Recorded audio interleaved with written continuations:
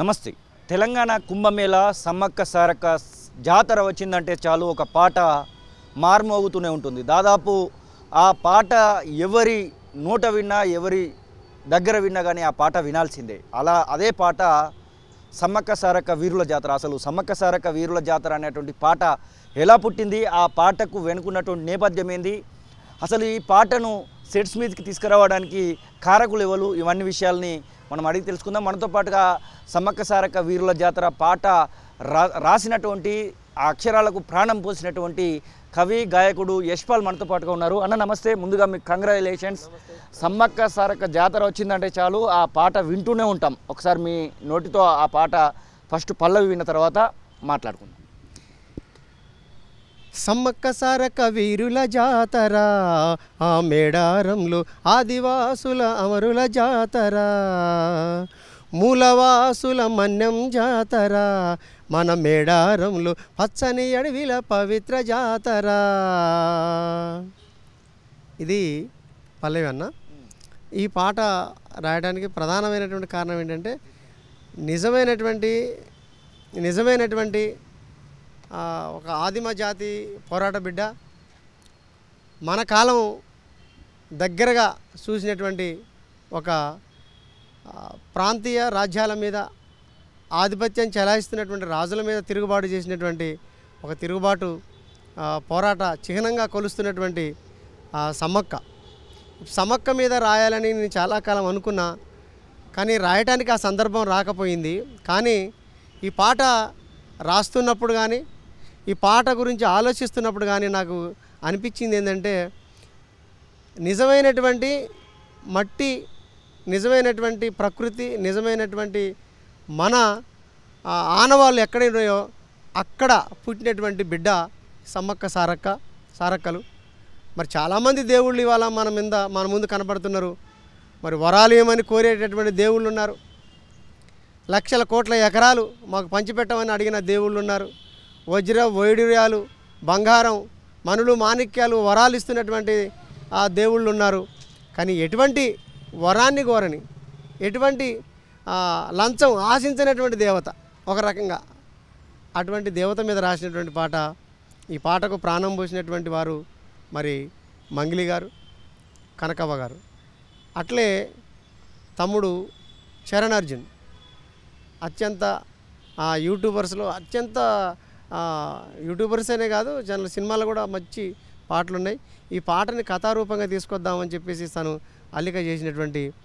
ఎన్ని రోజులు పట్టింది ఈ యొక్క మొత్తము లిరిక్స్ రాయడానికి? ఎన్ని రోజులు పట్టింది? ఈ యొక్క ట్యూను అవన్నీ కూడా ఎట్లా పుట్టినాయని? ఈ పాట రాయడానికి ఖచ్చితంగా నాకు 4 నెలలు పట్టింది. 4 నెలలు. ఎలాంటి రీసెర్చ్లు చేశారు? మేడారం వైపు పోవడము, లేకపోతే పుస్తకాలు చదవడం అట్లాంటివి ఏమైనా చేశారా? ఆ మేడారం చరిత్రకు సంబంధించినటువంటిది నేను జయగిరి తిరుమలరావు గారు, మా ప్రొఫెసర్ గారుతో తిరుగుతున్నప్పుడు వారు చేసినటువంటి పరిశోధన, జానపద గేయాలు, జానపద కథలు, అక్కడ కోయ వాళ్ళతోని పాడినటువంటివి కూడా మేము వారితో విన్నప్పుడు ఆ కథల్ని విన్న చరిత్ర ఉంది. అట్లే స్వయంగా చూద్దామని చెప్పేసి నేను, మా శ్రీమతి కరుణ, మా అత్తమ్మ కలిసి మేము మేడారం పోయి ఒక 2 డేస్ అక్కడే ఉన్నాము. ఆ 2 డేస్లో చూసినటువంటి సంఘటనలన్నీ కూడా అక్కడ వచ్చిన వాళ్ళని అడిగినటువంటి సంఘటనల్ని, అంటే మా ఎమ్మటి ఉన్నది, మాతోనే ఉంది, ఇక్కడ తిరుగుతుంది సమ్మక్క అని వాళ్ళు చెప్పినటువంటి దృశ్యాలు నాకు వింతగా అనిపించింది. అయితే ఈ పాట రాయటానికి బాణీ కావాలి. ఈ బాణీ ఎంచుకుంటానికి నేను 20 సంవత్సరాల క్రితం, 20 కాదు 25 దాదాపు 30 సంవత్సరాల క్రితం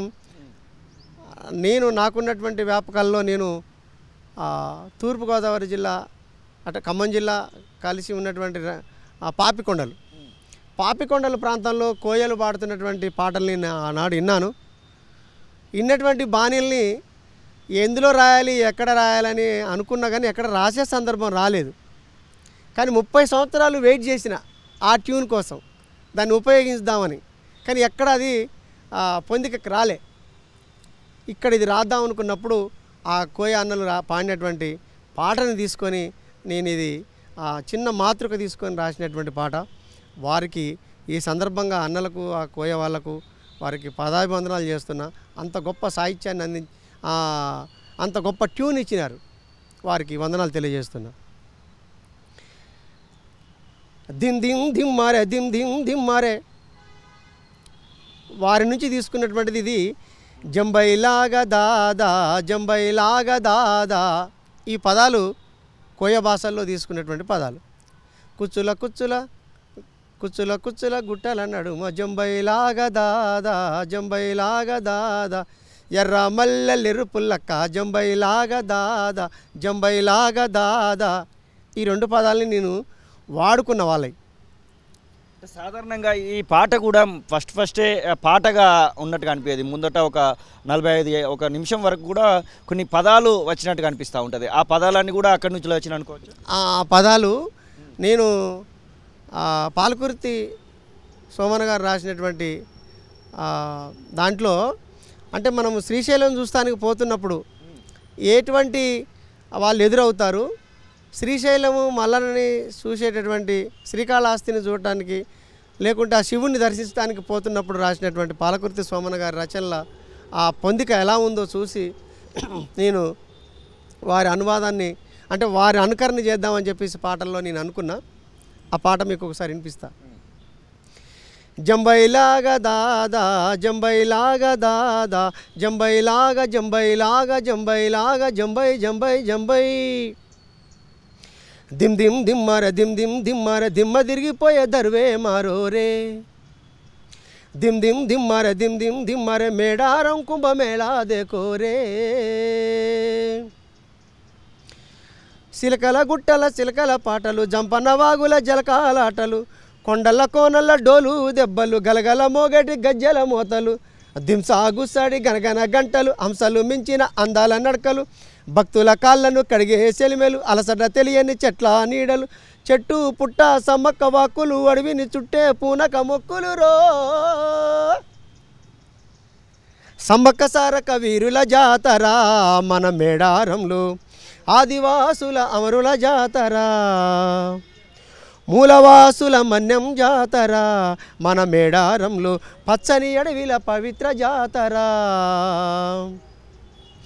వజ్రవైడిర్యాలు కానుకలిమ్మని భక్తులనెన్నడు కోరలే తల్లి, 100,000 ఎకరాలలో గుళ్ళు గట్టమని అడగలే తల్లి, బెల్లం ముద్దలు ఎదుర్కోళ్ళను బంగారమని మురిసెను తల్లి, జంపన్న వాగుల మునిగిత సాలు సంబరపడినే సమ్మక్క తల్లి, కొబ్బరి టెంకాయ ముడుపులు కొడితే మొక్కులు తీర్చే సారక తల్లి, గుడి లేదు గుడి తలుపు లేదులే, గుడి లేదు గుడి తలుపు లేదులే మన మేడారంలో, గుండెల కొలువుండే గూడెం జాతర, గుడి లేదు గుడి తలుపు లేదులే మన మేడారంలో, గుండెల కొలువుండే గూడెం జాతర, ఈ మట్టిలో ఏ మహిమ ఉన్నదో ఈ మేడారంలో, చెట్టు గద్దెను ముట్టు చిక్కులు ఓవురో, దిమ్ దిమ్ దిమ్మర దిమ్ దిమ్ దిమ్మర దిమ్మ తిరిగిపోయే దర్వే మారోరే, దిమ్ దిమ్ దిమ్మర దిమ్ దిమ్ దిమ్మర మేడారం కుంభమేళా దేకోరే, గుడి లేదు గుడి తలుపు లేదు ఆ వనంలో. మరి అటువంటి పుణ్యక్షేత్రమైనటువంటి మేడారం జాతర ఇవాళ గుళ్ళకు జెడ్ కేటగిరీ పోలీసు వాళ్ళు ఉన్నారు, పైనుంచి విమానం పోతే కూడా పోనీ అయినటువంటి గుళ్ళు ఉన్నాయి మన దేశంలో. మరి అటువంటి గొప్ప గొప్ప దేవుళ్ళ దగ్గరికి పోయేటటువంటి భక్తులు ఉన్నారు, కానీ ఎటువంటి రక్షణ లేదు, అక్కడ రక్షణ కవచం లేదు. ఆ ప్రకృతి మొత్తం కూడా ఆ సమ్మక్క సారక్క ఆవరించి ఉందని చెప్పుకుంటానికి గుడి లేదు గుడి తలుపు కూడా లేదు. అక్కడ ఎన్నో గుళ్ళు కట్టించి 100,000 లక్షల కోట్ల రూపాయలు ప్రభుత్వం వెచ్చిస్తుంది, కానీ సమ్మక్క సారక్కకు వాస్తవానికి గుడి వద్దనే చెప్పేసి అక్కడ పూజారులు చెప్తున్నారు. కానీ దానికి సరైన రక్షణ, ఇంకా కట్టుదిట్టమైనటువంటి రక్షణ వచ్చినటువంటి భక్తులకు కల్పించేటటువంటి రక్షణ కల్పించవచ్చు. అట్లే ఇంకొక చరణం రాసినటువంటిది ఏంటంటే, చీమల పుట్టాలోలే చిన్న పెద్ద కలిసి జాతర పోతున్నారే చిలుక, చీమల పుట్టాలోలే చిన్న పెద్ద కలిసి జాతర పోతున్నారే చిలుక, పోరలు అడుగుతుండ్రే కథ ఏమున్నదని సమ్మక్క సారాలమ్మల ఎనుక. చరణు తమ్ముడు దీన్ని కథ రూపేణ తీసుకొచ్చి అల్లిండి పదాలు. కాకతీయుల రాజుల చెంతన పడిద రాజు రాజ్యమేలెను, పన్నుగట్టమని ప్రతాపరుద్రుడు పడిద రాజుకు కౌరు పంపెను. మానులు మాకులు కుంటలు చెరువులు పంటలు మావని పండెందు కాని, మానులు మాకులు కుంటలు చెరువులు పంటలు మావి పండెందు కాని, న్యాయం ధర్మము సత్యము కోసం మట్టికి సైతం యుద్ధం నేర్పిరి. భూమండలాన్ని ఏలిన జాతి భూమిపుత్రుల వీరుల ఖ్యాతి, ఆదిమ జాతి ఎగ్గయి మండే లోకానికి కొత్త వెలుగై నిండే. అరే కత్తిడాలు చేతబట్టి నారులే, సమ్మక్క సారక్క శత్రువుల నెలగూల్చినారులే. రేల పూలై అడవిలో రాలిరి, మన సమ్మక్క సారక్క వనదేవతలై నేలన ఎలిసిరి. దిమ్ దిమ్ దిమ్మర దిమ్ దిమ్ దిమ్మర దిమ్మ తిరిగిపోయే దర్వే బారోరే, దిమ్ దిమ్ దిమ్మర దిమ్ దిమ్ దిమ్మర మేడారం కుంభమేళా దేకోరే. ఇది కాకతీయ రాజుల చరిత్రని. ఇప్పుడు ఎందుకంటే ప్రభుత్వాలు జనం మీద పన్నులేయటము అనేది ఆనాటి కాలం నుండి కూడా ఉంది. ఎందుకంటే వాళ్లకు కావాల్సినటువంటి దైవభక్తిలో జనం మునిగిపోయేటటువంటి గుళ్ళు గోపురాలు ఆనాడు కూడా కట్టారు. 1000 స్తంభాల గుడి లేదు, చెరువులు తవ్వించారు. అట్లా రామప్ప చెరువులు తవ్వించారు. విపరీతంగా చెరువులు తవ్వించి కూడా జనం మీద పన్నులు వేశారు. ఆనాడు ఉన్నటువంటి రాజ్యము చిన్న రాజ్యం, 500 మంది కూడా ఒక రాజ్యం ఉండేటటువంటి స్థితి ఆ రోజు ఉంది. ఈ సమ్మక్క సారక్క పడిగిద్ద రాజులు పాలిస్తున్నటువంటి రాజ్యం మీద పన్నుల కోసం వచ్చారు. అయ్యా మాకు తెలియకుండా నువ్వు కట్టినటువంటి వాటికి అన్నిటికి మీద మీ పన్నులు ఎక్కడేయాలి అని తిరుగుబాటు చేసినటువంటి కథ మనకు ఈరోజు కళ్ళకు కట్టుతుంది. అందుకే గల్ల గురిగిలోన దాసిన పైసలన్నీ ముడిపే గట్టి, పల్లె తల్లి బయలెళ్ళిందే చిలుక, పిల్ల జల్ల సల్లంగుంటే మళ్ళీ 7 మేడారం వస్తని పోయినసారి మొక్కుకున్నది గనుక. ముత్తైదువులు దిద్దే బొట్ట ఇద్దరినిలో వెలిసే దయగల తల్లి, సారలమ్మ తల్లి పెండ్లైన జంటకు కాయో పండో వరములనిచ్చే. పగిడిద్దరాజు గోవిందరాజులు పాడి పంటలకు కాపలగాసే, జలదిల గలిసిన జగముండి బిడ్డ జంపన్న వాగై పారుతున్నాడు. ఇది వాళ్ళు యుద్ధంలో పోరాడి గెలిచినటువంటి ఆ చిగనాలు ఆ రోజు చేసినటువంటి యుద్ధ పోరాటాన్ని ఈనాటికి కూడా అక్కడ కోయలు జానపద గాథలుగా కథలుగా మలుసుకొని పాడుతున్నారు. వాళ్ళు పాడే ప్రతి పాట ఆనాడు ఉన్నటువంటి చిలకలగుట్ట, ఆనాడు ఉన్నటువంటి జంపన్న వాగు, ఈ చరిత్రనంతా కూడా ఈరోజు కథలుగా అల్లుతున్నారు. ఆ కథల్ని కూడా ప్రభుత్వం సేకరించి నిక్షిప్తం చేయాలి. జానపద పాటల్ని నిక్షిప్తం చేసే దాంట్లో భాగంగానే వీరుల చరిత్రలను కూడా నిక్షిప్తం చేయాలి. అందులో ప్రధానంగా సమ్మక్క సారక్క కథని నిక్షిప్తం చేయటం వల్ల ఈనాటి తరానికి భవిష్యత్ తరానికి ఆ చరిత్ర మనకు కనబడుతుంది. పగిడిద్ద రాజు గోవిందరాజులు పాడి పంటల కాపలగాసే, జలదిల గలిసిన జగముండి బిడ్డ జంపల్ల వాగై పారుతున్నాడు. 3 రాళ్ళ పొయ్యిపట్టి వండి అన్న వైద్యాలను, 3 రాళ్ళ పొయ్యిపెట్టి వండి అన్న నైవేద్యాలు ఇచ్చినారులే. 3 కోటి మునులు మన్యముకొచ్చి మూలపుటమ్మను గొలిసినారులే. రాజ్యాలేలిన రాజులు పోయిరి ఈ మట్టిలో కలిసి, రాజ్యాలేలిన రాజులు పోయిరి ఈ మట్టిలో కలిసి, సమరములొరిగిన అమరులు నిలిసిరి ఈ అడవిలో వెలిసి. 2 ఏళ్ళకొకసారి జరిగే జాతర జనసంద్రామయ్యి, వనదేవతలై వర్ధిల్లుతున్నారు ఆ మేడారంలో. దిమ్ దిమ్ దిమ్మార దిమ్ దిమ్ దిమ్మార దిమ్మ తిరిగిపోయే దర్వే మారోలే, దిమ్ దిమ్ దిమ్మార దిమ్ దిమ్ దిమ్మార మేడారం కుంభమేళా దేకోలే.